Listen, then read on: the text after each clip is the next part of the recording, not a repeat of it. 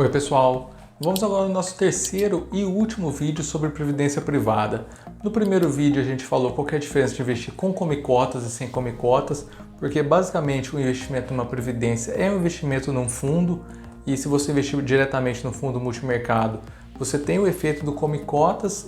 No segundo vídeo eu falei das diferenças entre o PGBL e o VGBL, que normalmente o PGBL é mais indicado para quem faz a declaração completa de imposto de renda, mostrei algumas simulações falando por quê, e o VGBL é para quem faz a declaração simplificada do imposto de renda. Agora nesse vídeo eu vou falar sobre a diferença entre as tabelas de imposto progressiva e regressiva, que também é uma das escolhas que você tem que fazer quando vai abrir uma previdência privada. Vamos começar pela tabela progressiva porque ela já é uma conhecida nossa. A tabela progressiva é exatamente aquela mesma que incide sobre o nosso salário. O que acontece quando você escolhe uma tabela progressiva na sua previdência? Quando você aposentar, todos os seus rendimentos se acumulam para entrar no cálculo do imposto de renda. Então, basicamente, como eu mostrei naquela simulação da Receita Federal, você tem lá o seu salário, que vai ser, no caso, um salário do INSS. Você pode ter sua previdência privada, pode ter algum aluguel que você receba de um imóvel que você tenha. Tudo isso se acumula e você entra na tabela de imposto de renda progressivo para calcular o seu imposto a pagar. Bom, vamos continuar nas simulações aqui com a nossa previdência, então, calculando o imposto sobre ela. A gente tinha simulado que a gente conseguiria acumular R$600 mil ao longo de 25 anos e que isso nos daria uma renda mensal de mais ou menos de R$2.400. Vamos voltar aqui para a tela do computador que eu vou fazer umas simulações para ficar mais fácil de entender. Bom, beleza, então voltando àquele site da Receita Federal que a gente fez as simulações do vídeo anterior, vamos colocar então que a gente contribuiu a vida inteira com um salário de R$5 mil e vai aposentar com esse salário no INSS. Então, nossa renda vai ser de R$5 mil. Como a gente aposentou, não precisa mais pagar o INSS, isso aqui só acontece se a pessoa aposenta e continua trabalhando, nesse caso eu vou deixar ele zerado aqui. Então, basicamente é isso, na verdade a gente vai ter uma renda de R$5 mil e ela vai incidir imposto. O imposto sobre ela é de R$ 505,64. Então vai dar um salário líquido aí de R$ 4.495 mais ou menos. Eu fiz uma simulação no site da Ecatu, que é uma das opções que vocês têm para abrir uma previdência privada, considerando aquela simulação que a gente fez no outro vídeo, que se você investir ao longo de 25 anos, R$ 500 por mês, com a rentabilidade de 10% ao ano, você vai chegar mais ou menos no valor aí de R$600 mil. A renda vitalícia que eles oferecem com um valor desse é de R$ 2.400. Então o que acontece?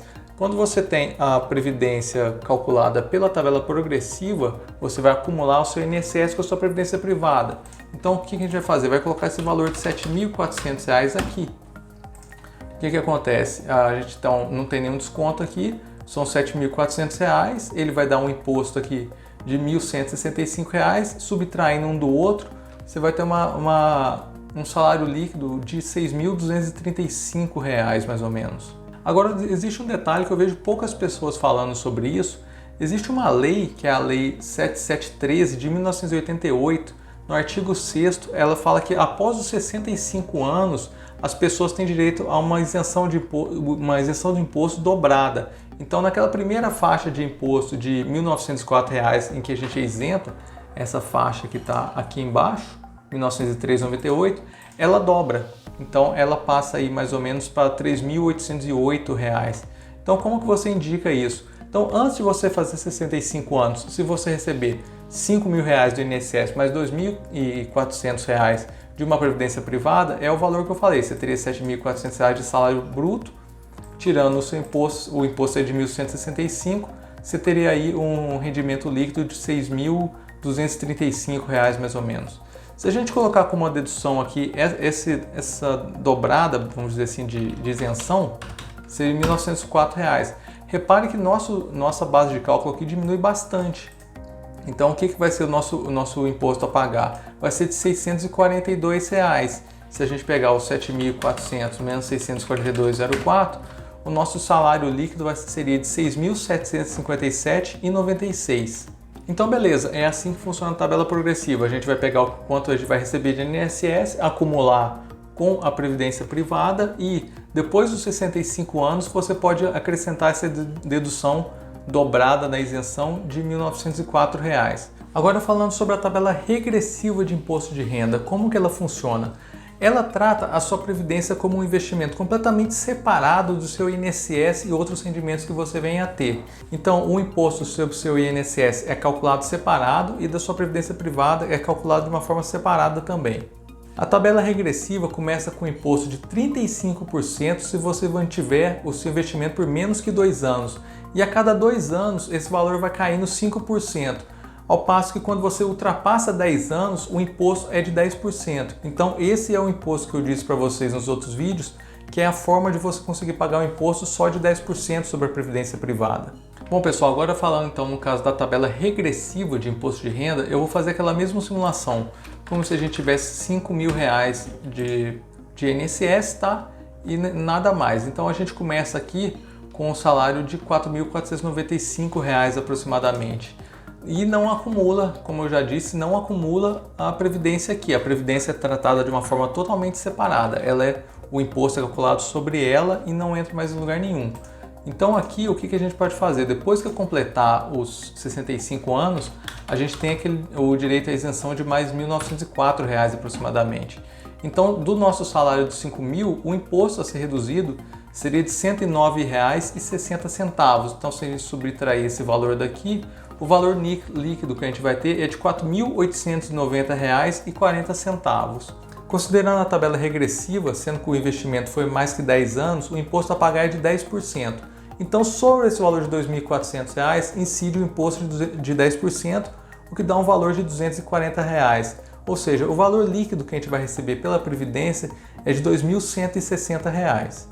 Bom, somando esse valor de 2.160 às nossas simulações da Previdência, a gente teria um valor total de R$ 6.654,36 até a gente completar 65 anos e depois disso a gente teria um valor de R$ 7.050. Repare que esse é um valor superior à simulação que a gente fez anteriormente com a tabela progressiva. Nela a gente tinha chegado ao valor de R$ 6.758 na aposentadoria depois dos 65 anos. Mas volto a ressaltar que isso aqui é só um exemplo. A tabela regressiva foi melhor que a tabela progressiva no caso da nossa simulação aqui.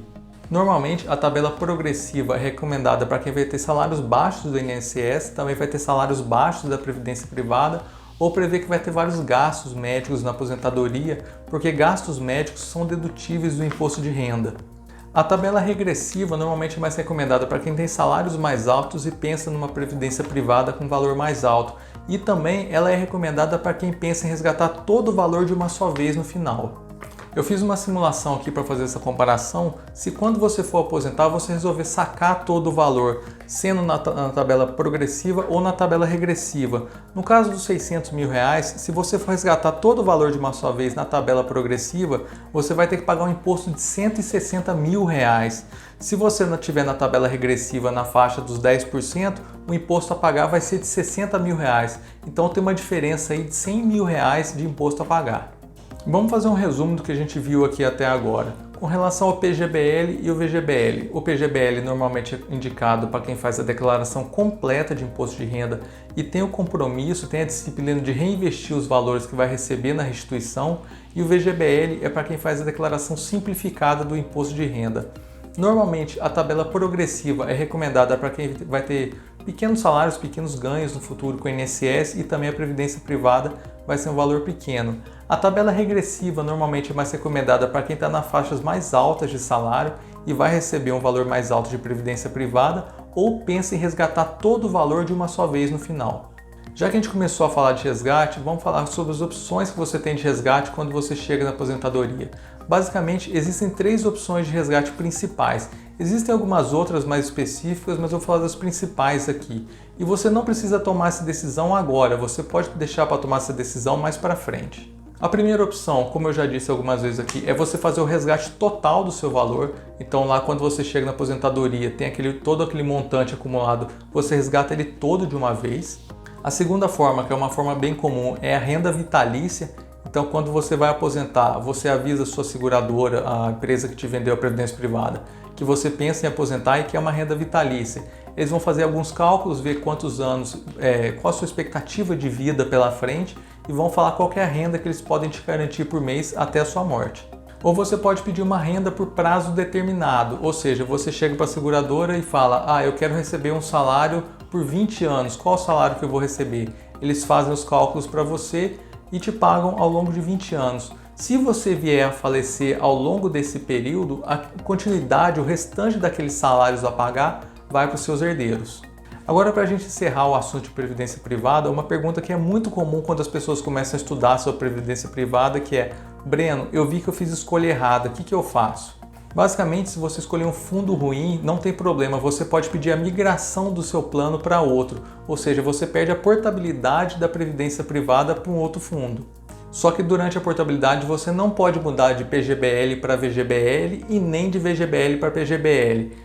Se sair de PGBL, você vai ter que colocar como um PGBL na outra instituição e o VGBL vai ter que ir como um VGBL. Se você fez uma escolha errada entre PGBL e VGBL, normalmente é recomendado que você simplesmente não invista mais nela e crie uma outra mais adequada para o seu perfil. Se você já tiver um valor alto, pode ser interessante sentar com um consultor financeiro para vocês fazerem as contas para ver se vale a pena resgatar aquilo lá tudo e abrir uma outra previdência ou simplesmente deixar ela lá para o futuro. Agora, com relação às tabelas de imposto de renda progressiva e regressiva, depois de 30 dias que você criou sua previdência, você não pode mais trocar. Se você começou com uma progressiva, você tem que ficar até o final com ela, e se você começou com uma regressiva, vai ter que ficar até o final com ela. Mas durante uma portabilidade você pode mudar de progressiva para regressiva, mas você não pode mudar de regressiva para progressiva. Se você mudar para regressiva, então da progressiva para regressiva, o tempo vai começar a contar, ou seja, o tempo para atingir os 10 anos e diminuir o seu imposto a pagar vai contar da data da portabilidade. Se você estiver interessado em fazer portabilidade, algumas corretoras oferecem na própria plataforma, você mesmo consegue fazer essa portabilidade, como é o caso da Rico.